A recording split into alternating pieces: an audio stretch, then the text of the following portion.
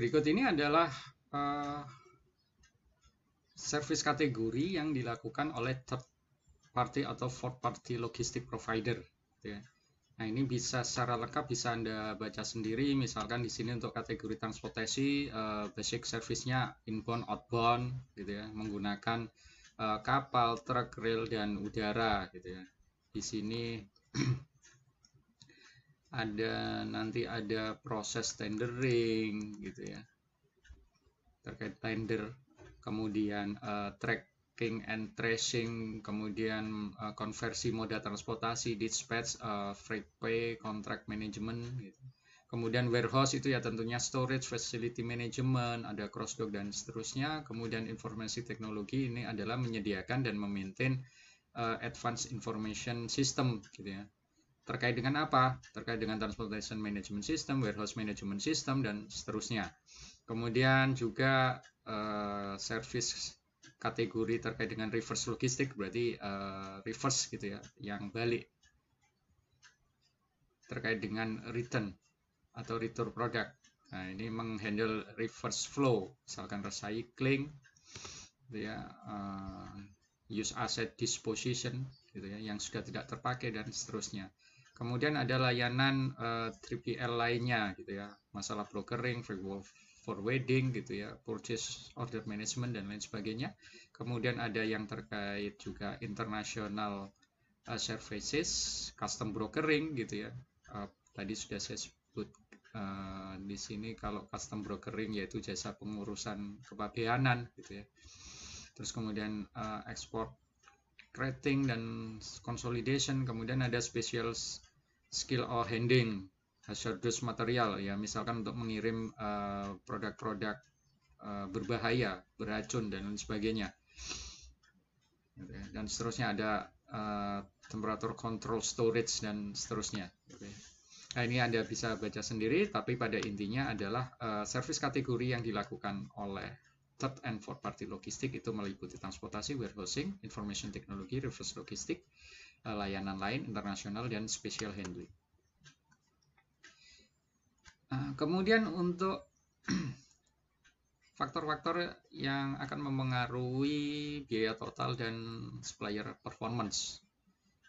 Ya, performance kategori itu kita bisa lihat dari beberapa kategori tersebut. Gitu ya. Contoh misalkan terkait dengan performance terkait dengan supplier price. Gitu ya. Komponen dari supplier price itu ditentukan oleh labor, material, overhead, local tax, dan compliance cost. Gitu ya. Apakah ini kuantitatif? Iya. Supplier terms, ya, terkait dengan jangka waktu pembayaran, gitu ya, delivery frekuensi dan seterusnya. Delivery cost, gitu ya, tentunya ya terkait dengan transportation cost, inventory cost, gitu ya, supplier inventory, raw material inventory dan seterusnya. Kemudian warehousing cost, gitu ya, warehousing and material handling cost, gitu ya, atau aktivitas yang ada di warehousing. Quality cost, gitu ya, terkait dengan inspeksi, rework, dan return. Kemudian ini sampai quality cost ini adalah kuantitatif. Kemudian cost-cost yang lain, exchange rate, trend, tax, duty, ya kuantitatif, gitu. Tetapi untuk reputation, gitu ya, ini terkait dengan pengaruh nanti di kualitas layanan, ini tidak kuantitatif. Kemudian performance kategori yang berikutnya, sport, gitu ya, terkait dengan management overhead and administrative support, gitu ya. Apakah kuantitatif? Ini sulit untuk dikuantifikasikan.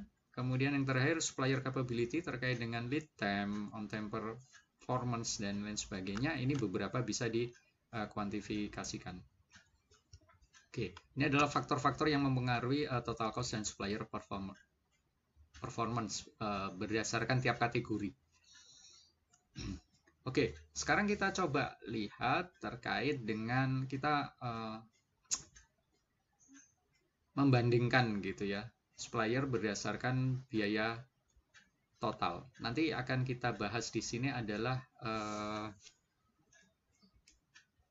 gitu ya, dua strategi, gitu ya, dua strategi. Sama-sama outsource, gitu ya, tetapi di sini nanti dibedakan, yang satu lokal outsource, gitu ya, yang satu adalah offshore gitu misalkan. Nah, contoh di sini Greenthumb itu adalah pabrik atau produsen gitu ya, memproduksi. Di sini adalah mesin-mesin misalkan pemotong rumput, kemudian untuk mengeruk salju gitu ya, membersihkan salju. Nah, di sini dia saat ini menggunakan continuous review policy gitu ya untuk memanage inventory dari komponen bearingnya. Gitu. Berarti komponen di sini dia beli dari supplier. Ada dua pilihan. Pertama adalah menggunakan local supplier yang selama ini sudah dia kerjasama atau dia beli dari pihak tersebut, ataupun ada pilihan lain new supplier. Nah, ini new supplier dari supplier di luar wilayah tersebut. Berarti ini anggap saja lebih ke arah offsource gitu ya. Contoh di sini adalah diketahui demand 1000 unit per minggu, kemudian standar deviasi demandnya 300, cycle service level adalah 0,95, fraction holding cost-nya adalah 25%. Kemudian untuk harga local supplier $1, lead time-nya 2 minggu, standar deviasi lead time 1 minggu, kemudian batch size-nya adalah 2000.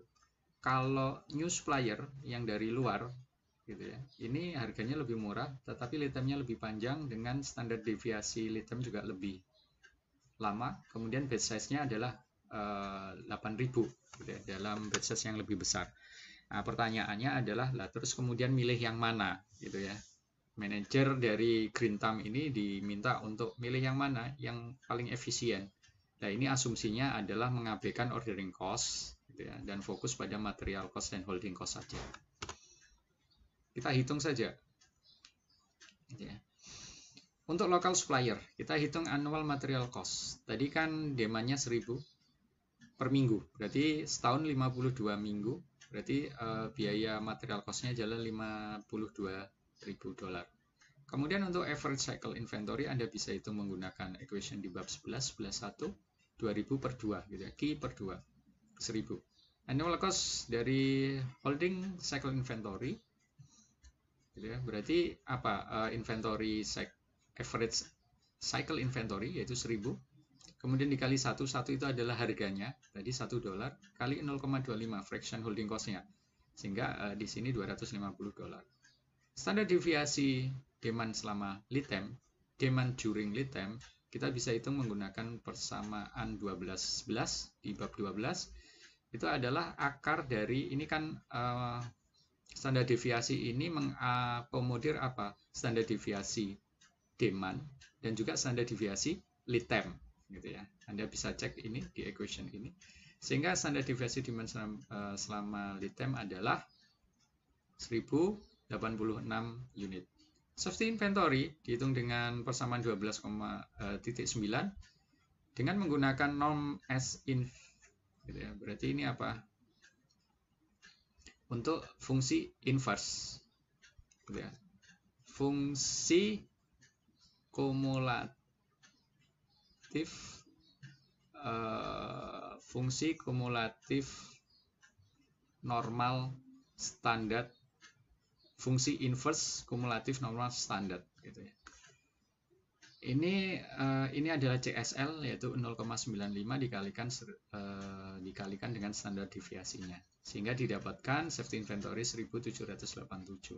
Sehingga annual holding safety inventory-nya, annual cost of holding safety inventory adalah ini dikalikan harga dikalikan fraction holding cost-nya. Fraction holding-nya gitu ya. Sehingga biaya simpannya adalah 447. Kemudian annual cost-nya adalah 52 ini, 52.000 ditambah 250 ditambah 447. Sehingga totalnya 52.697. Berikutnya adalah dengan cara yang sama, dengan menggunakan equation yang sama, kita hitung untuk new supplier. Nah, di sini annual material cost sekian, karena kan lebih murah ya. Kemudian untuk annual cost of holding cycle inventory adalah sekian. Karena apa? Ini Q per 2-nya kan lebih tinggi, sehingga ini lebih tinggi. Nah, sehingga efeknya apa? Standard deviation-nya juga lebih tinggi. Karena apa? Lead time, standard deviation lead time-nya kan lebih tinggi. Terus kemudian lead time-nya juga lebih tinggi, kan 6 minggu. Kemudian ini kan standar deviasi lead time. Sehingga kemudian di sini kita bisa hitung nantinya annual cost of holding safety inventory, gitu ya. Itu adalah sekian, berarti lebih tinggi. Sehingga kalau dijumlah, sebenarnya harga yang lebih murah ini, gitu ya, kemudian akan berakibat apa? Ada trade-off, dia menghasilkan annual cost of holding cycle inventory lebih mahal dan juga annual cost of holding safety inventory lebih mahal, sehingga secara total biayanya ini lebih mahal dibandingkan yang local supplier tadi. Ini 53.000, sedangkan yang local supplier hanya 52.697. Nah, sehingga tetap perusahaan akan memilih yang local supplier.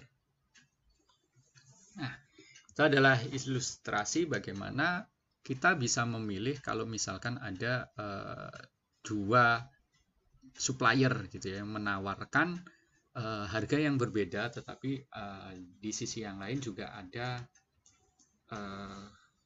kinerja gitu ya, kinerja pengiriman yang berbeda. Berikutnya adalah kita bahas terkait dengan pemilihan pemasok dari proses auction and negotiation. Auction itu lelang. Pemilihan pemasok dapat dilakukan melalui penawaran yang kompetitif, gitu ya, ataupun reverse auction, dan juga negosiasi secara langsung. Evaluasi pemasok dapat didasarkan pada total biaya pemakaian dari pemasok tersebut atau yang ditawarkan oleh pemasok tersebut. Untuk sistem lelang atau auction itu ada 4 skema. Yang pertama adalah seal bid first price auction. Berarti di sini adalah lelang dengan menggunakan harga pertama, gitu ya. Tetapi dengan cara apa? Penawaran tertutup. Gitu ya. Berarti kalau misalkan ada 3 penawar atau perusahaan yang mengikuti lelang, antar perusahaan itu tidak mengetahui biaya yang ditawarkan oleh perusahaan A, B, C gitu ya. Antar perusahaan tidak mengetahui berapa biaya yang ditawarkan ke perusahaan yang membuka lelang.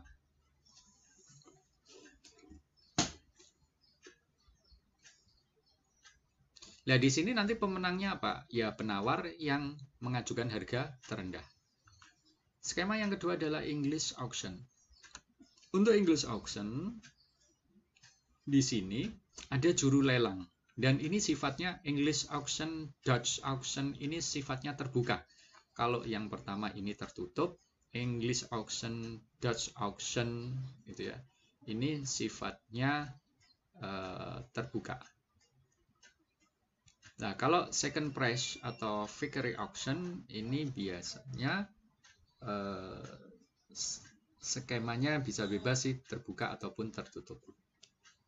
Kalau untuk yang English auction, di sini ada juru lelang yang memulai harga itu dibuka dengan harga yang tinggi.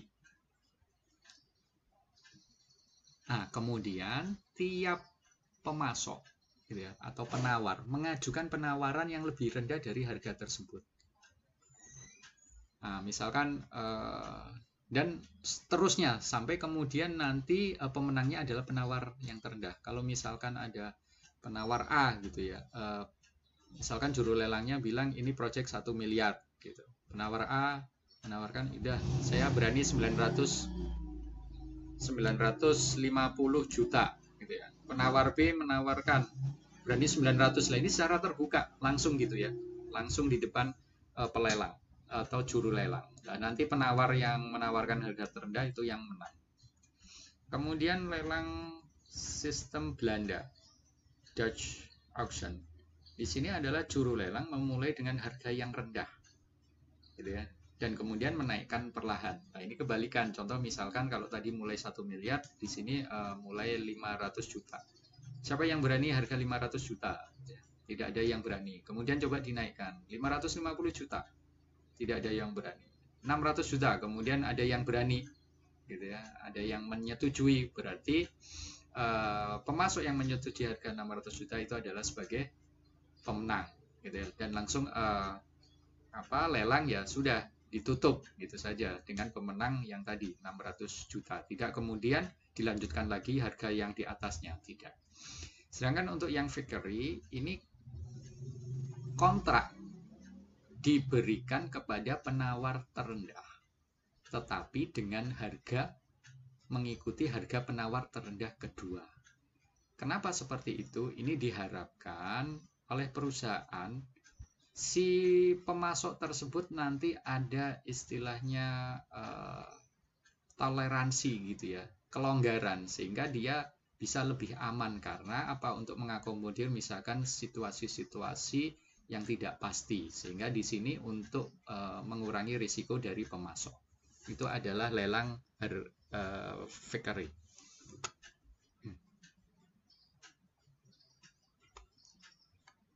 Nah, berikutnya adalah faktor-faktor yang mempengaruhi kinerja dari pelelangan tadi.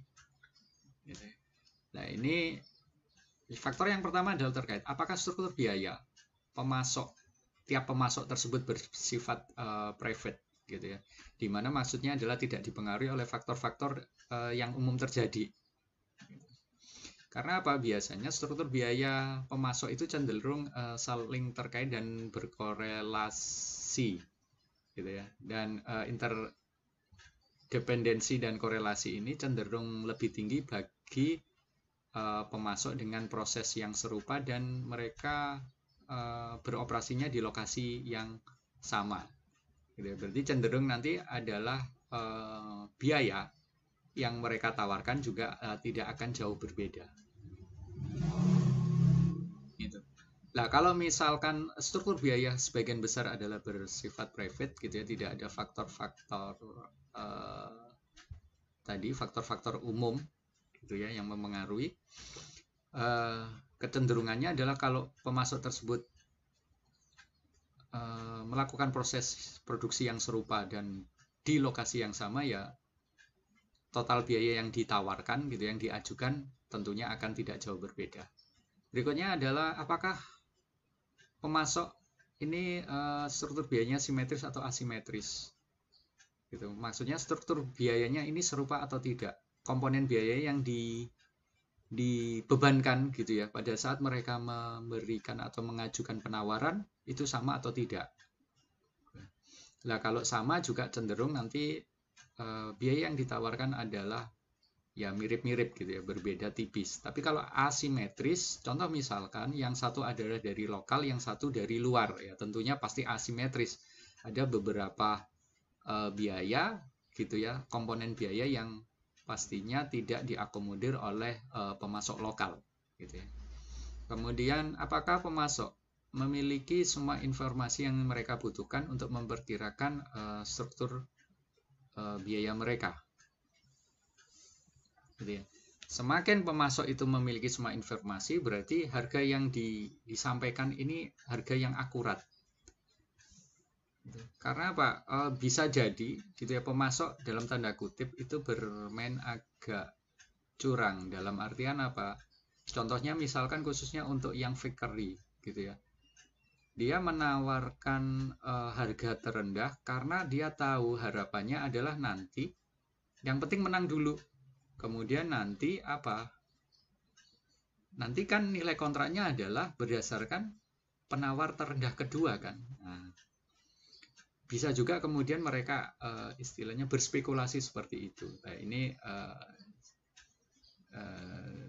juga dalam hal ini strategi ngakali gitu ya, strategi ngakali skema lelang. Berikutnya adalah masalah faktor lain gitu ya yang bisa mempengaruhi kinerja pelelangan adalah adanya atau terjadinya kolusi di antara penawar. Misalkan ada 3 penawar, mereka sudah ya kerjasama gitu ya. Nanti kamu nawar sekian, nanti saya sekian, nanti sekian gitu ya. Kemudian nanti pada saat satu menang, nanti pekerjaan itu juga kemudian dibagi ke penawar yang lain. Bisa terjadi seperti itu, sangat bisa. Gitu ya. Yang penting adalah tidak jatuh ke kelompok lain gitu ya, atau ke grup lain. Ini kolusi untuk ngakali lelang tadi. Nah, berikutnya yaitu tadi second price auction, yaitu fakery itu sangat rentan gitu ya dengan adanya kolusi ataupun akal-akalan dari penawar tadi. Nah, tentunya ini bisa dihindari karena memang jarang gitu ya perusahaan yang menggunakan skema fakery auction. Sehingga ini bisa dihindari dengan menggunakan apa ya, first price auction misalkan, baik yang terutama yang tertutup tadi gitu ya, tertutup sehingga antar ini tidak tahu gitu yang ditawarkan. Nah, kecuali kalau misalkan itu tadi terjadi kolusi. Kalau tertutup pun misalkan dengan first price auction yang skema tertutup, ya kalau ada kolusi ya tetap saja gitu ya, tidak ada manfaatnya gitu lelang dengan harga first price auction. Berikutnya kita bahas negosiasi. Prinsip dasar dari negosiasi itu sebagai berikut. Yang pertama adalah adanya perbedaan yang terjadi antara value gitu ya, antara si buyer dan seller, dan ini kemudian menimbulkan celah terjadinya yang namanya bargaining surplus. Nah, bargaining surplus ini bisa kemudian didekati atau disamakan gitu ya dengan negosiasi. Ya, seperti contoh tadi gitu ya, seperti contoh tadi yang satu ingin availability tinggi, kemudian perusahaan ingin pemasok adalah memperbanyak safety inventory. Tapi di sisi yang lain adalah pemasok inginnya ya dia harus menekan biaya gitu, kalau bisa safety inventory rendah. Nah, di sini kan ada kemudian perbedaan nilai. Yang di sisi satu itu inginnya availability tinggi, di sisi yang lain adalah cost rendah. Nah, kalau nggak ada negosiasi ya nggak pernah ketemu. Nah, ini yang dinamakan gap ini adalah bargaining surplus. Dan harus diselesaikan dengan negosiasi. Kemudian tujuan dari setiap pihak yang bernegosiasi adalah untuk menangkap sebanyak mungkin bargaining surplus. Sehingga kemudian dalam proses negosiasi nanti diharapkan tiap pihak memiliki gagasan yang jelas mengenai nilai masing-masing gitu ya. Nilai yang dipentingkan oleh masing-masing pihak, dan kemudian memperkirakan sebaik mungkin tentang nilai pihak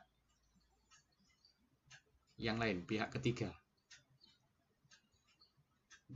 Jadi kalau misalkan tadi antara pemasok kemudian perusahaan dan pemasok di sini adalah pihak ketiga gitu ya. Nah, itu nanti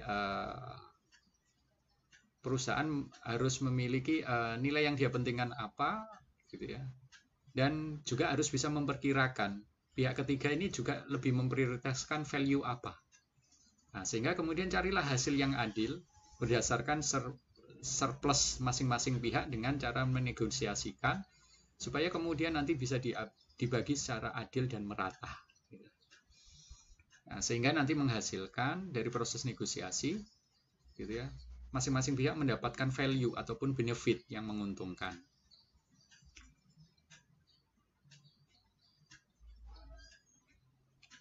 Nah, berikutnya adalah kontrak, risk sharing, dan supply chain performance. Nah, di sini ada 3 pertanyaan yang nantinya kita perlu jawab bagaimana solusinya antara kedua belah pihak yang nantinya ingin melakukan kerjasama gitu ya, dan diterjemahkan dalam sebuah kontrak. Pertanyaan yang pertama adalah bagaimana suatu kontrak yang sudah disepakati nanti oleh kedua belah pihak akan bisa mempengaruhi keuntungan perusahaan, baik bisa menaik, terutama keinginannya kan menaikkan keuntungan perusahaan dan total keuntungan rantai pasok. Kemudian apakah insentif dalam kontrak ini nantinya akan menimbulkan distorsi informasi? Insentif di sini keuntungan yang didapat masing-masing pihak itu nanti akan menimbulkan distorsi informasi. Kemudian bagaimana kontrak akan mempengaruhi kinerja pemasok gitu ya, sepanjang atau berkaitan dengan ukuran kinerja utamanya. Nah, kita akan coba kupas di slide berikut ini. Nah, kalau kontrak ini, pertama adalah kalau kontrak ini membahas terkait dengan ketersediaan produk dan keuntungan bersama dalam rantai pasok, biasanya tindakan independen, tindakan sendiri atau aksi individu yang diambil oleh kedua belah pihak dalam rantai pasok seringkali menghasilkan keuntungan yang lebih rendah daripada kalau kedua pihak tersebut bekerja sama untuk mengkoordinasikan setiap aktivitas dalam rantai pasok tersebut. Nah, berikutnya adalah ada 3 kontrak yang bisa dilakukan kedua belah pihak untuk meningkatkan keuntungan secara total dengan membuat bagian dari pemasok, membuat pemasok itu berbagi gitu ya, sebagian dari ketidakpastian dari permintaan yang dilakukan oleh pembeli. Yang pertama adalah kontrak terkait dengan skema yang pertama adalah kontrak terkait dengan buyback kontrak atau return kontrak. Yang kedua adalah kontrak bagi hasil. Yang ketiga adalah kontrak fleksibilitas kuantitas. Kita akan bahas satu persatu. Ini contoh yang pertama terkait dengan Ini ilustrasi awal dulu sebelum kita membahas masing-masing jenis kontrak tadi. Nah, contoh misalkan ini kita pertimbangkan gitu ya, toko musik yang menjual compact disc. Demand 1000, standar deviasi 300, kemudian ini adalah harga produksi di level pabrikan atau pemasok $1, kemudian harga jual ke retail $5. Berarti ini harga atau biaya perolehan dari retail $5, kemudian retail di sini ya tentunya musik store-nya. Kemudian harga jual retail ke konsumen $10, kemudian ini adalah service value manufaktur atau pabrikannya atau produsennya adalah 0. Nah, berarti di sini kita bisa hitung cost under stock itu adalah price dikurangi cost C adalah $5. Kemudian overstocknya adalah C kurangi S, $5. Asumsi ini S di level ini ya, di level retailnya gitu ya. Asumsi S-nya ini 0 sama dengan SM-nya. Kalau ini SM adalah salvage value di pabrikannya. Nah, kalau asumsinya seperti ini, kita bisa hitung untuk di pihak retail itu CSL bintangnya adalah 0,5 dengan menggunakan persamaan 13:1 gitu ya, di mana di sana kan cost understocking dibagi cost understocking ditambah cost overstocking itu adalah CSL bintang. Kemudian order size bintangnya itu adalah 1000 gitu ya. 1000 ini bisa dihitung dengan menggunakan persamaan 13.2 gitu. Kita menggunakan persamaan dari bab yang sebelumnya karena bab sampai dengan bab ini 15 ini semuanya saling terkait. Kemudian untuk di level atau di pihak manufacturer, expected profit-nya itu bisa dihitung sebagai ini dulu. Untuk retail expected profit-nya adalah menggunakan persamaan 13.3 didapatkan sekian. Kalau untuk manufacturer expected profit-nya adalah 1000 dikalikan 5 minus 1. Nah, kenapa 5 minus 1? Ini kan 5, ini kan harga jual dia yaitu C ke retail $5, kemudian 1, ini kan 1 ini ongkos produksinya $1. Sehingga 4.000. Nah, sehingga total gitu ya. Total dengan skema ini skema sendiri-sendiri gitu ya, skema sendiri-sendiri belum bekerja sama. Itu total berarti expected profit-nya adalah 7.803. Gitu ya. Sekarang kalau kerjasama bareng gitu ya. Kalau kerjasama bareng tentunya gitu ya. Untuk profitnya adalah $9. Karena apa? Kan yang dijual P adalah $10, biaya produksinya hanya $1. Berarti margin bersama kedua belah pihak adalah $9. Nah, kemudian untuk salvage value adalah $1 untuk yang tidak terjual. Karena apa? Salvage value untuk di manufaktur 0. Berarti sehingga nantinya gitu ya, atau dalam hal ini misalkan cost over stocking itu adalah $1. Sedangkan ya $1 untuk understackingnya adalah sama dengan profit, yaitu $9. Kemudian CSL bintangnya adalah dengan menggunakan ini, persamaan ini adalah 0,9, yaitu apa? Kan tadi apa saya sebutkan di awal, cost understocking dibagi cost understocking ditambah cost overstocking, berarti 9/10, 0,9. Kemudian untuk ini optimal ordernya adalah 1384 disk, itu menggunakan ini persamaan 13/2. Kemudian expected supply chain profitnya adalah 8.400 ini dengan menggunakan ini, dihitung dengan persamaan 13/3. Nah, di sini kita bisa bandingkan kalau kerjasama ini kan lebih tinggi ya dibandingkan 7.800. Nah, ini adalah skema yang ideal, gitu ya. Lah, cuman kemudian kita bedah kontrak kerjasama ini tidak bisa ideal seperti ini, bisa juga tidak seperti ini dengan menggunakan tadi 3 skema kontrak yang sebelumnya sudah dibahas. Nah, ini buyback, revenue sharing, atau quantity flexibility. Kalau untuk buyback kontrak, ya, di sini mengizinkan retail untuk mengembalikan barang yang tidak terjual, gitu ya, sampai dengan sejumlah tertentu, gitu ya, dengan harga yang sudah disepakati bersama. Nah, contoh di sini untuk pabrik, misalkan wholesale price-nya adalah C, berarti ini harga jual ke retail C, kemudian buyback-nya adalah B. Kemudian salvage value untuk manufaktur atau pabrik adalah SM. Kemudian untuk manufacturer cost-nya adalah V, sama seperti yang sebelumnya ya. Kemudian untuk retail price-nya P. Nah, kemudian kita hitung untuk di level retail ini S sama dengan B. Ya. Berarti salvage value di retail itu dianggap sama dengan B. Sehingga cost untuk overstocknya adalah C min B, understocknya adalah P min C. Sehingga CSL bintang kita bisa hitung dengan menggunakan rumus ini. Ini kan dasarnya juga dari 13.1. Kemudian untuk order size bintangnya, O bintang adalah non-inf CSL bintang mu stigma. Ini adalah menggunakan juga sama equation 13.2. Kalau untuk expected-nya menggunakan 13.3 dengan S sama dengan B. Sehingga untuk expected manufacturing profit bisa kita hitung menggunakan rumus berikut.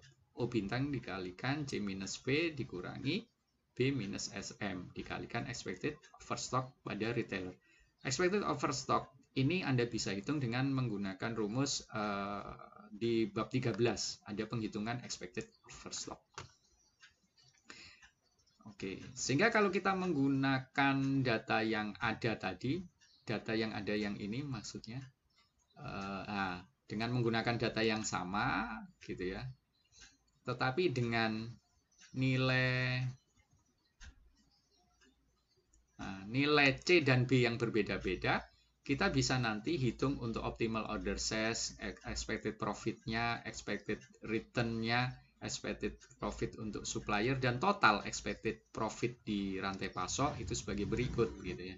Kalau C5 B0 berarti buyback price-nya 0, profit-nya untuk di retail sekian, kemudian untuk expected profit di supplier sekian. Lah, ini skema yang tadi kan seolah-olah gitu ya, seolah-olah dengan kasus buyback kontrak dengan buyback itu B0 itu seolah-olah seperti ya tadi yang tanpa kerjasama tadi, gitu ya.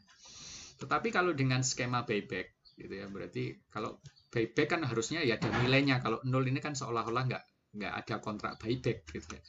Kalau ada buyback, nah di sini expected profit tokonya meningkat, gitu ya. Untuk suppliernya juga meningkat, sehingga totalnya meningkat.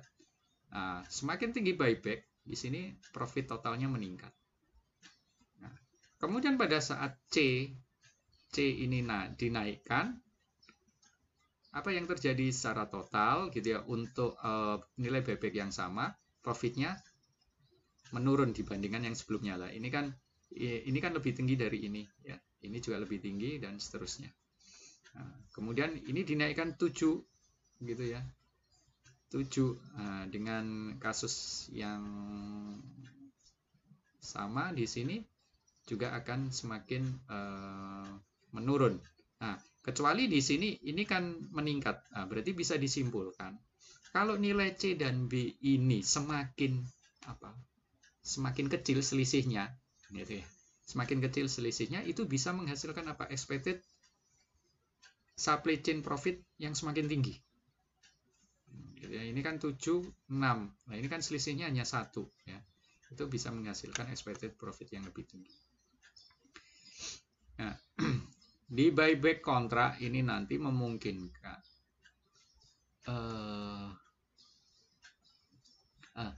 di buyback kontrak nanti ada istilah yang namanya subsidi biaya simpan gitu ya.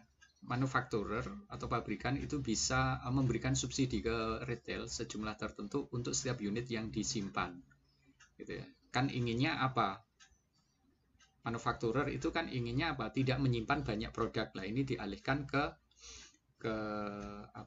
retail, tetapi ada iming-iming apa? Buyback tadi lah. Buyback ini adalah berupa untuk gitu ya, untuk menerapkan mengimplementasikan konsep buyback gitu ya. Ini perusahaan juga menawarkan yang namanya subsidi biaya simpan karena retail akan lebih banyak menyimpan produk. Kemudian juga ada yang namanya dukungan harga. Ya, dukungan harga di mana manufakturer di sini berbagi risiko dengan retailer gitu ya, di mana untuk kasus produk-produk yang sudah mulai usang. Kemudian di sini dukungan harga berupa juga jaminan bahwa jika ataupun setiap gitu ya, setiap penurunan harga dari yang dilakukan oleh produsen akan menurunkan harga untuk semua persediaan persediaan sekarang. Nah, berikutnya skema yang kedua adalah revenue sharing contract. Di sini produsen mencharge retailer dengan wholesale price yang rendah, gitu ya, C-nya rendah, tapi dengan di sini ada share fraction sejumlah F terhadap retail revenue. Gitu. Berarti sejumlah F ini apa? F ini adalah fraction yang diminta oleh, istilahnya bagi hasil yang diminta oleh pabrikan. Gitu. Ini berarti sebenarnya memang konsep bagi hasil, gitu. Konsep syariah. Kondisi ini memungkinkan produsen dan pengecer atau retail untuk meningkatkan keuntungan mereka. Cuman efeknya adalah nantinya effort si retail ini lebih rendah. Dia mungkin kurang berusaha gitu ya untuk menjual produknya. Di sisi yang lain membutuhkan infrastruktur informasi yang mumpuni. Kemudian bisa terjadi distorsi informasi yang menghasilkan kelebihan persediaan dalam rantai pasok dan ketidaksesuaian yang besar antara penawaran dan permintaan. Nah, sekarang ini ilustrasi atau contohnya untuk revenue sharing contract. Ya, asumsi misalkan di sini production cost itu V, retail price P, retail salvage value adalah SR, sehingga cost of understock itu adalah 1 minus F dikalikan P dikurangi C. Untuk overstocknya adalah C kurangi SR. Sehingga untuk CSL bintang dan O bintang itu bisa dihitung dengan menggunakan persamaan 13.1 dan 13.2. CSL bintangnya adalah seperti ini, ya, CO bagi CO plus CO. Dengan menggunakan rumus ini kita dapat seperti ini. Kemudian expected manufacturing profitnya adalah C minus P dikalikan O bintang ditambah F kali P dikalikan O bintang dikurangi expected overstock pada retail. Sedangkan untuk expected retail profitnya 1 minus F dikalikan P dikalikan O bintang dikurangi expected overstock dari retail, kemudian ditambah SR dikalikan expected overstock pada retail dikurangi C kali O bintang.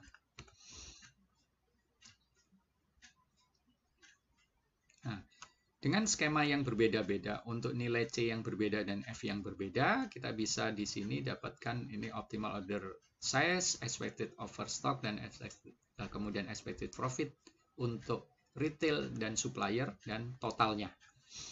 Untuk C1 fractionnya F 0,3 berarti di sini ya tentu saja gitu ya, karena F ini adalah bagiannya si supplier gitu ya, dan 1 minus F itu bagiannya retail, berarti di sini ya tentunya profit retailnya lebih tinggi dari supplier. Sedangkan pada saat F ini meningkat ya profit suppliernya juga akan meningkat gitu. Cuman di sini gitu ya, semakin meningkat F-nya ini, expected supply chain profit ini totalnya akan menurun. Nah, ini kan kondisi yang berbeda juga, sehingga ya sebaiknya kalau dari proporsi sebaiknya ya kalau bisa yang kalau sama itu adalah ya di level ini gitu ya. Berarti kalau ingin sama mungkin 0,5 atau 0,4 sekian gitu ya, ininya sama. Itu kalau pembagian sama. Tapi kalau pembagian yang adil itu bisa kemudian dibagi berdasarkan resiko dan juga gitu ya, resiko dan juga terkait dengan modal, penyertaan modal dalam mengelola atau menyediakan produk tersebut ataupun ya dalam aktivitas supply chain tersebut. Nah, itu adalah pembagian secara adil. Tapi kalau secara sama ya ini disamakan saja gitu ya. Tapi kan pasti tiap pihak juga tidak mau kalau disamakan, tetapi inginnya pembagian yang adil berdasarkan proporsi risiko ataupun proporsi penyertaan modal atau modal yang sudah dihabiskan gitu ya. Nah, sedangkan kalau C-nya dinaikkan di sini, apa yang terjadi? Expected supply chain profit-nya juga akan turun ternyata gitu ya, untuk nilai F yang sama. Oke, itu gambaran revenue sharing kontrak. Yang terakhir adalah quantity flexibility kontrak. Di sini memungkinkan pembeli untuk mengubah pesanan dalam jumlah terbatas setelah mengamati fluktuasi atau pola permintaan. Kemudian di sini tidak ada pengembalian. Di sini kemudian kesesuaian penawaran permintaan lebih baik. Kemudian bisa meningkatkan laba rantai pasok secara keseluruhan jika pemasok memiliki kapasitas yang fleksibel. Tingkat distorsi informasi lebih rendah daripada kontrak yang tadi buyback maupun yang revenue sharing.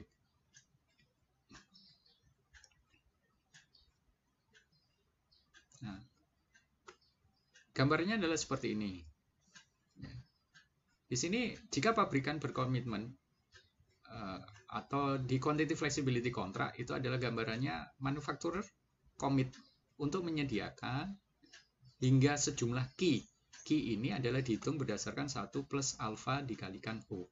Di mana O ini adalah order dari retailer.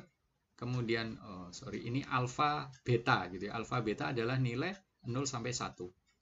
Nah, kemudian di sisi lain retail itu komit untuk membeli paling sedikit sejumlah Q. Q ini adalah 1 minus beta dikalikan O. Nah, kemudian retail dapat membeli antara Q sampai dengan Q kecil sampai Q besar unit, tergantung pada demand yang dia amati.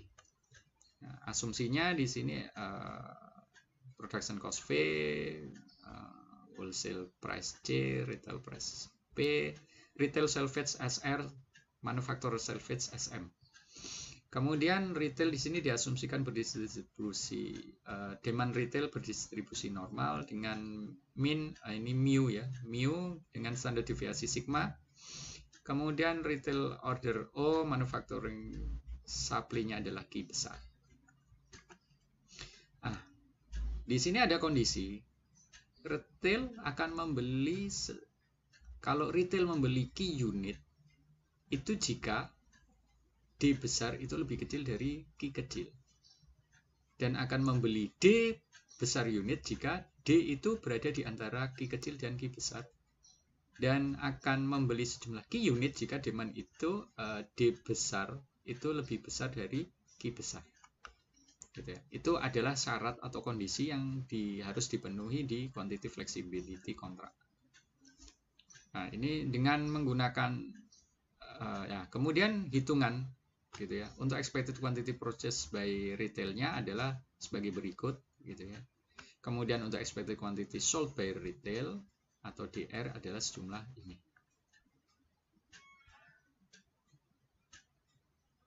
Kemudian untuk expected quantity overstock-nya adalah QR dikurangi DR, kemudian expected retail profit-nya adalah menggunakan rumus ini, kemudian expected manufacturer profit-nya adalah menggunakan rumus ini.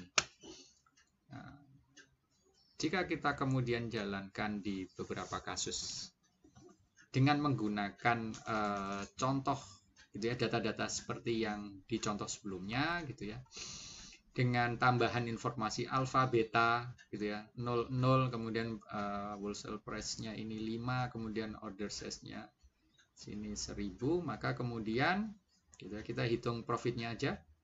Expected profit untuk retail dan supplier ini 3.803 dan 4.000. Berarti untuk kondisi alfa beta 0 gitu ya, wholesale price atau C itu 5, order size-nya itu dari hasil penghitungan ini adalah 1000.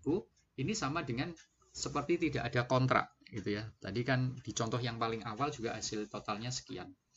Kemudian kalau alfa beta masing-masing 0,05 dengan C5 gitu ya, Q-nya adalah 1017. Nah, di sini expected profit untuk retail naik. Terus kemudian untuk supplier naik sedikit, tapi secara total juga naik. Kalau 0,2 gitu ya. Untuk retail itu naik, tapi kebalikannya untuk supplier malah turun. Nah, totalnya tetap. Nah, tapi untuk C yang semakin naik, kita bisa lihat di sini kalau kita lihat totalnya dengan C yang semakin naik, berarti supply chain profitnya ini turun, gitu ya. Kecuali, gitu ya. Kecuali di sini ya akan turun. Kecuali di sini kan ini 0,3 ya, tapi di sini 0,2, berarti bukan apple to apple. Berarti di sini kalau misalkan gitu ya, ini 0,3 sama ini pasti juga naik gitu ya. Karena polanya akan alfa beta itu naik, secara total ini akan naik. Seperti itu. Nah, kemudian untuk C semakin naik di sini sama gitu ya. Untuk expected supply chain profit-nya akan semakin turun dibandingkan dengan yang C yang lebih rendah. Oke. Nah, kemudian sebenarnya untuk ya tadi catatan untuk yang kontra flexibility, quantities flexibility ini bisa lebih efektif daripada kontrak pembelian atau kontrak buyback itu ketika biaya returnnya tinggi. Kontrak quantitative flexibility itu bisa lebih efektif dibandingkan buyback. Kemudian kontrak untuk mengkoordinasikan biaya rantai pasok. Di sini perbedaan biaya antara pembeli pemasok gitu, atau pabrikan dengan supplier dapat menyebabkan keputusan yang dilakukan oleh kedua belah pihak yang akan meningkatkan biaya rantai pasok secara total. Ya. Nah, sehingga kemudian untuk menurunkan biaya tersebut kita bisa menggunakan koordinasi dengan 3 skema di atas gitu ya, 3 skema yang sebelumnya. Kemudian kontrak terkait diskon terhadap quantity gitu ya.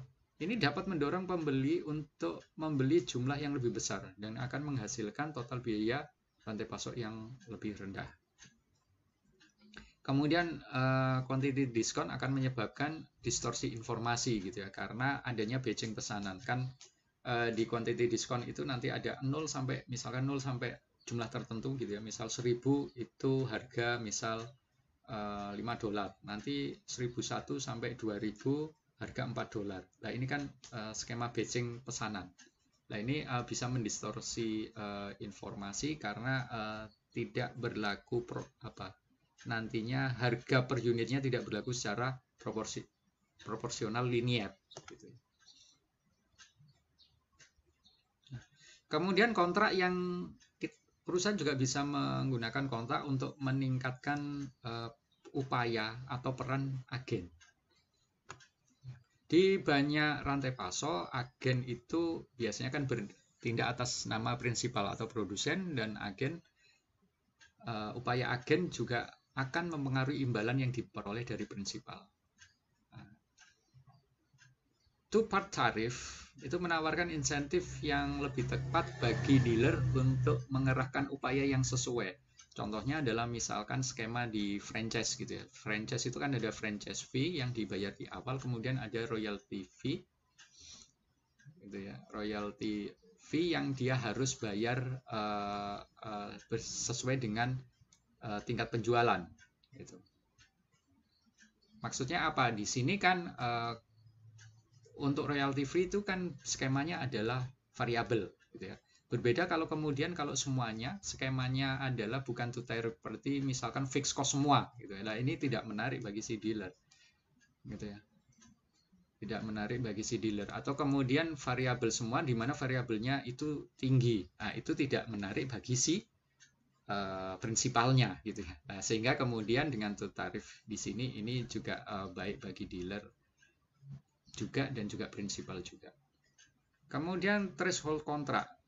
Kontrak dengan ada ambang batasnya gitu. Ini bisa meningkatkan distorsi informasi. Nah, contohnya adalah misalkan prinsipal di sini mengiming-iming gitu ya, mengiming-imingi peningkatan margin untuk dealer yang bisa menjual melewati kuantitas sales tertentu. Nah, ini mendorong agen untuk meningkatkan variabilitas permintaan. Gitu ya. Contoh misalkan kalau dia bisa menjual sampai ini misalkan dealer sepeda motor gitu ya, sehari 10 atau seminggu saja ya, seminggu misalkan 10 gitu ya, insentifnya misalkan 100.000. Kalau bisa 20, 300.000 gitu ya, bukan 2 kali lipat ya. Tapi kalau 30 bisa 700.000 gitu, dan seterusnya. Ini kan meningkat secara bukan proporsional linear gitu ya, non linear. Nah, di sini nantinya akan bisa memicu dealer itu kan kemudian mengorder itu variabilitasnya kan sangat tinggi gitu ya. Pada saat kemudian dia pesan tinggi terus kemudian target tidak terpenuhi, kan dia masih banyak stok, kemudian berikutnya pesannya langsung drop rendah, tapi tiba-tiba tinggi lagi, terus dia memesan dalam jumlah tinggi lagi. Ini kan variabilitasnya sangat tinggi gitu ya, sehingga akan mengakibatkan si produsen atau prinsipal harus menyediakan safety inventory yang besar. Nah, ini terjadi distorsi informasi. Berikutnya menawarkan insentif gitu ya, threshold insentif sepanjang horizon perencanaan gitu ya. Horizon waktu itu bergulir. Nah, ini bisa kemudian supaya tidak mengumpul seperti tadi itu dipecah gitu ya. Kan bisa jadi perusahaan produsen ini melayani banyak dealer sepeda motor. Nah, nanti dibagi untuk dealer A gitu ya. Sama-sama misalkan memang dievaluasinya misalkan tiap bulan gitu ya, tiap 4 minggu. Nah, tapi nantinya yang A itu mulai tanggal 1 Januari sampai 28 Januari. Yang B mulai tanggal 2 sampai tanggal 1 Februari. Dengan menyeimbangkan seperti itu, ini bisa kemudian mengurangi variabilitas permintaan. Bayangkan kalau misalkan semuanya ngumpul di fase yang satu, tadi saya berikan gambaran satu retail saja variabilitasnya sudah tinggi, apalagi kalau digabung dalam satu periode evaluasi yang sama. Itu bisa bertingkat-tingkat gitu kan variabilitasnya, sehingga perlu kemudian dipecah untuk menyeimbangkan. kontrak juga bisa digunakan perusahaan untuk mendorong perbaikan atau peningkatan kinerja dari pihak ketiga gitu. Di sini yang pertama adalah pembeli biasanya kan atau produsen gitu ya. Ini menginginkan peningkatan kinerja si pemasok. Tetapi di sisi yang lain bisa jadi akan berlaku sebaliknya, pemasok itu mendapatkan benefit yang kecil atau insentif yang kecil. Gitu ya. Contohnya di sini misalkan kemudian solusinya apa? Solusinya bisa menggunakan ini share saving contract. Nah, ini dua ini terkait gitu ya. Nah, terus contohnya bagaimana? Nah, misalkan pembeli ingin pemasok mengurangi lead time untuk item musiman. Solusinya adalah gitu. Solusinya tentunya adalah respon cepat gitu ya, quick response. Nah, dengan lead time yang cepat, buyer itu berharap memiliki forecast yang lebih baik. Gitu ya. Karena apa? Variabilitasnya akan mengecil gitu ya dengan respon cepat dan mampu menyesuaikan penawaran dan permintaan. Lah, mayoritas beban untuk mengurangi lead time ini kan di pundak pemasok. Sedangkan sebagian besar keuntungan yang diperoleh itu adalah oleh pihak si pembeli terkait dengan pengurangan persediaan dan tidak adanya atau berkurangnya overstock. Nah, kemudian fakta yang terjadi nanti apa? Sales dari pemasok akan menurun karena apa? Karena kan semakin pasti gitu ya, forecastnya semakin akurat, berarti nyimpennya semakin sedikit, nyimpen untuk safety stocknya semakin sedikit, kemudian lead time-nya lebih pendek, berarti kan dia bisa mengorder berkali-kali kan, karena dalam rentang waktu yang pendek, karena lead time-nya lebih pendek. Nah, sehingga tidak menarik bagi si pemasok, karena apa, sales-nya akan menurun gitu ya. Nah, solusinya bagaimana? Bisa menggunakan yang namanya share saving contract gitu ya. Di sini pembeli dapat menawarkan kontrak kontrak share saving, yaitu penghematan bersama, di mana pemasok mendapatkan kompensasi karena penghematan yang sudah dia lakukan. Contohnya hasil dari tadi pengurangan lead time. Setiap upaya penghematan yang dilakukan pemasok akan diberikan kompensasi sehingga menguntungkan kedua belah pihak. Gitu ya. Nah, solusi ini tentunya akan efektif dalam menyelaraskan insentif antara pemasok dan pembeli, sehingga pemasok yang dituntut untuk meningkatkan kinerja itu juga mendapat manfaat gitu ya yang diperoleh dari pembeli, karena pembelinya juga untung kan tadi, nyimpennya lebih sedikit safety stocknya, kemudian forecastnya lebih akurat gitu ya, sehingga kalau forecast akurat cycle inventory-nya juga lebih kecil, kemudian key-nya juga lebih kecil gitu ya, key lebih, karena lead time-nya lebih pendek, key-nya lebih kecil, cycle inventory-nya pasti lebih kecil gitu ya, forecast lebih akurat, pasti safety stock-nya juga lebih sedikit gitu. Nah, keuntungan ini kemudian dibagi berupa kompensasi ke pemasok. Berikutnya kerjasama yang bisa dilakukan antara pemasok dan pembeli adalah design collaboration gitu. Karena 50-70% pengeluaran di pabrik itu berasal dari pengadaan. Nah, 80% dari biaya gitu ya, biaya part atau komponen yang dibeli ini ditentukan pada fase desain. Nah, sehingga perlu kemudian adanya desain collaboration antara pemasok dan pembeli, ataupun antara pemasok dan pabrikan gitu ya. Menghasilkan di sini diharapkan bisa mengurangi biaya, memperbaiki kualitas, dan juga mengurangi time to market. Nah, kemudian upaya desain collaboration ini bisa dilakukan desain for dalam tataran logistik ataupun manufaktur, yaitu desain for logistik dan desain for manufacturability. Nah, terkait dengan desain for logistik itu adalah upaya mengurangi contohnya misalkan biaya transportasi, biaya handling, biaya inventory selama distribusi. Kalau untuk yang desain for manufacturability itu bisa terkait dengan merancang produk yang mudah pembuatannya, sehingga pemasok juga mudah untuk memproduksi komponen yang diinginkan oleh pabrikan, gitu ya. Sehingga di sini bisa menggunakan prinsip-prinsip utama, yaitu part commonality, kemudian menghilangkan bagian produk itu antara part kanan kiri, gitu ya. Berarti part kanan kiri ya sama desainnya. Kemudian merancang produk itu simetris, gitu, bukan asimetris. Terus kemudian kalau bisa menggabungkan beberapa bagian yang dulunya terpisah menjadi satu produk yang lebih komponen yang lebih kompak, gitu ya, dan menggunakan katalog komponen, gitu ya, katalog komponen yang lama. Berarti dikurangi untuk merancang part-part baru, meskipun perusahaan bisa mengembangkan produk-produk yang baru dengan menggunakan part yang lama. Dan tentunya merancang part ini untuk memudahkan untuk misalkan nantinya menggabungkan dengan part yang lain atau dengan peralatan yang sudah tersedia.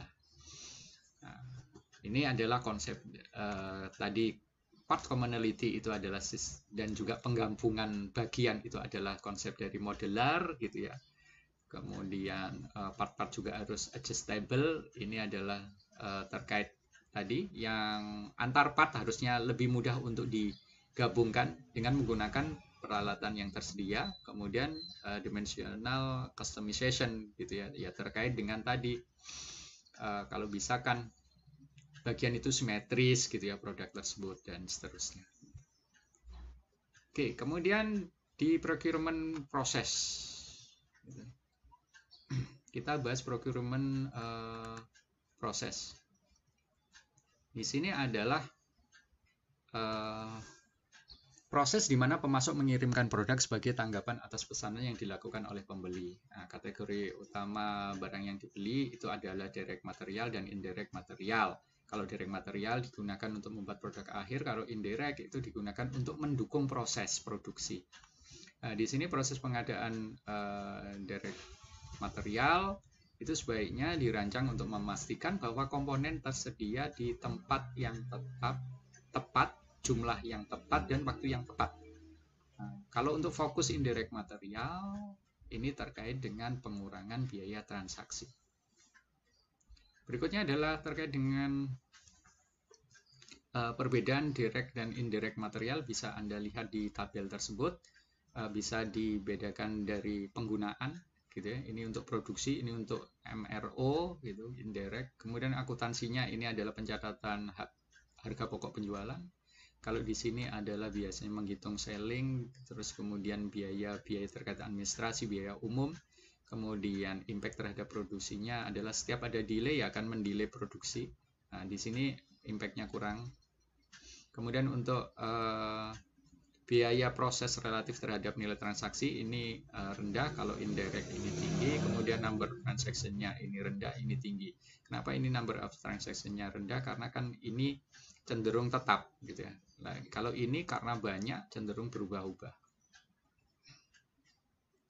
Nah, produk kategorisasi itu bisa digabungkan seperti ini. Ini untuk general item, ini lebih ke arah yang tadi direct material. Kalau yang critical item, strategic item, bulk purchase item, ini adalah yang indirect material.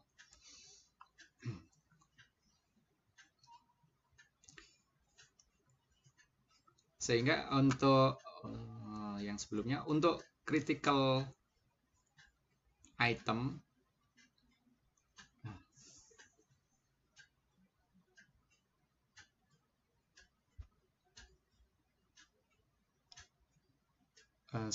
kebalik, untuk yang indirect material itu masuk di general item. Untuk yang direct material itu ada critical item, strategic item, dan bulk purchase item, gitu ya. Nah, untuk bulk purchase item ini contoh yang terkait dengan bahan-bahan untuk kemasan, bahan kimia curah, gitu ya. Kemudian untuk critical item ini adalah komponen yang dengan waktu tunggu lama, gitu ya, ataupun bahan kimia khusus yang perlu penanganan khusus. Kalau strategic item, ya contoh misalkan perangkat elektronik untuk pabrikan manufacturing, gitu ya.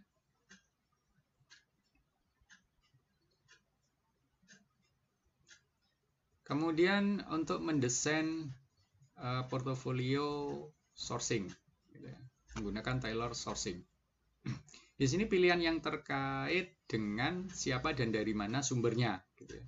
Sehingga ini ada pilihan misalkan memproduksi in-house atau outsource ke pihak ketiga. Nah, kemudian di sini apakah sumber, apakah kalau kita memilih sourcing, gitu ya, outsource, itu bisa kita dapatkan biaya yang efisien dan responsiveness-nya juga baik. Kemudian untuk outsource itu ada beberapa pilihan, onshoring, nearshoring, dan offshoring. Kalau onshoring ini adalah lokasi produksi di area yang sama dengan area pasar produk tersebut dijual.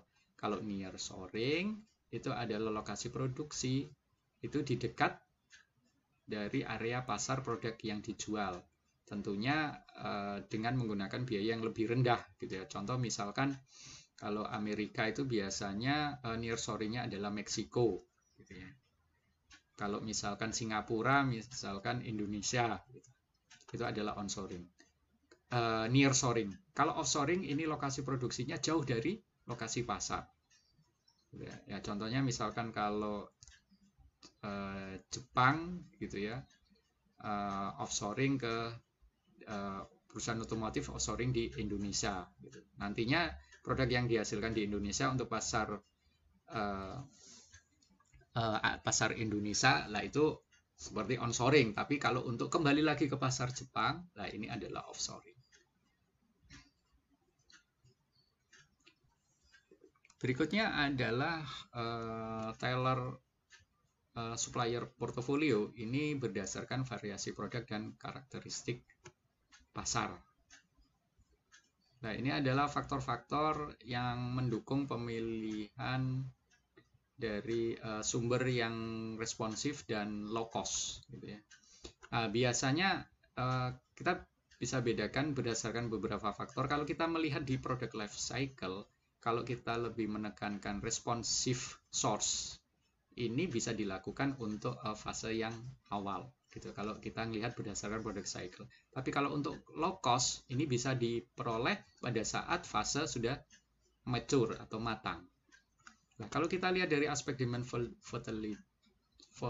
volatility, gitu ya, responsive source, gitu ya, ini tepat untuk digunakan kalau volatilitasnya itu tinggi. Tapi kalau low cost, ini yang rendah.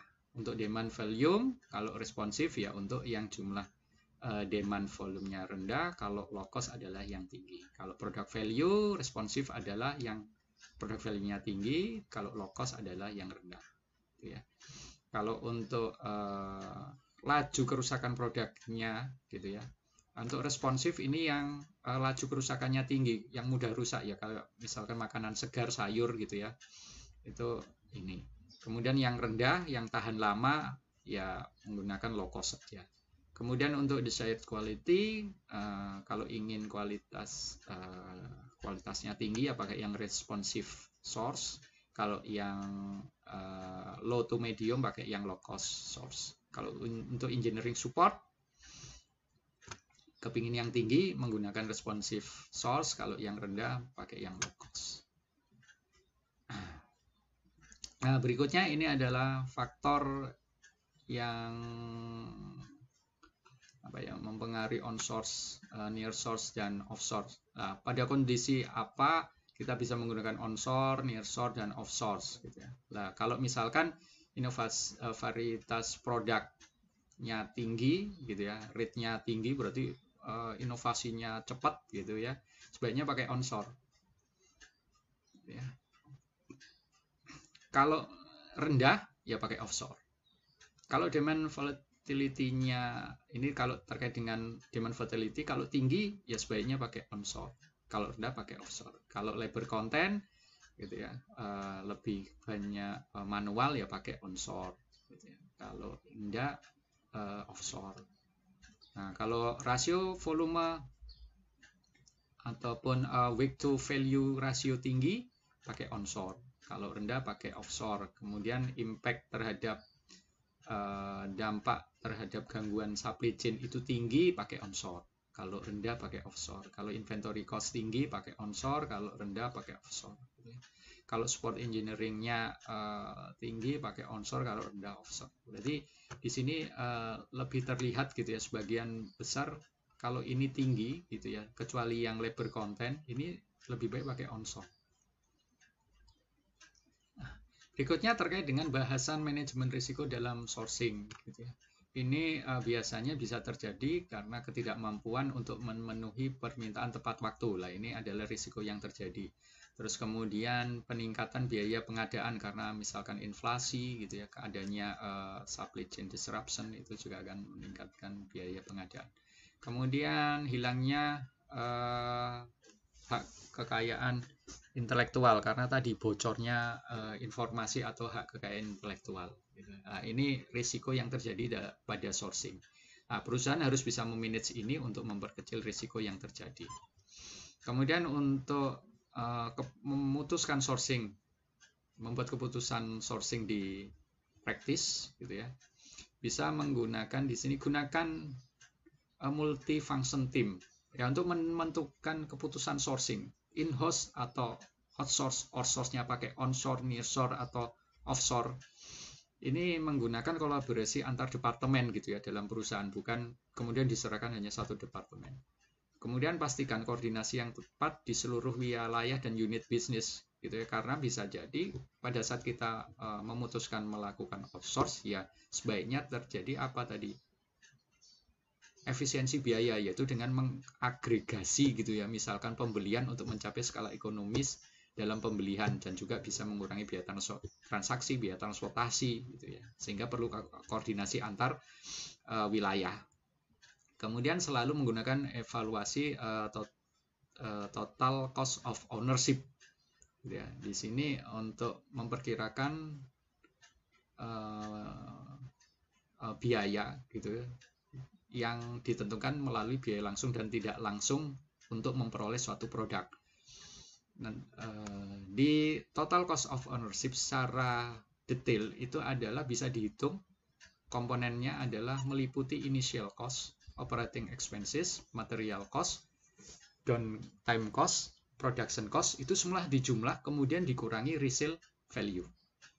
Initial cost itu adalah ya harga belinya, operating expenses yaitu mulai instalasi, testing, training gitu ya, sampai siap beroperasi, bukan kemudian fase produksinya ya, pokoknya persiapan sampai siap beroperasi. Kemudian biaya maintenance gitu ya, terkait dengan perbaikan gitu ya, yang mungkin terjadi selama umur beroperasinya aset tersebut. Kemudian terkait downtime cost, kalau terjadi kerusakan. Kemudian production cost gitu ya, terkait dengan ya ini baru biaya terkait dengan produksi gitu ya, dikurangi resale value kalau kemudian equipment ini sudah tidak bisa digunakan lagi dan harus dijual.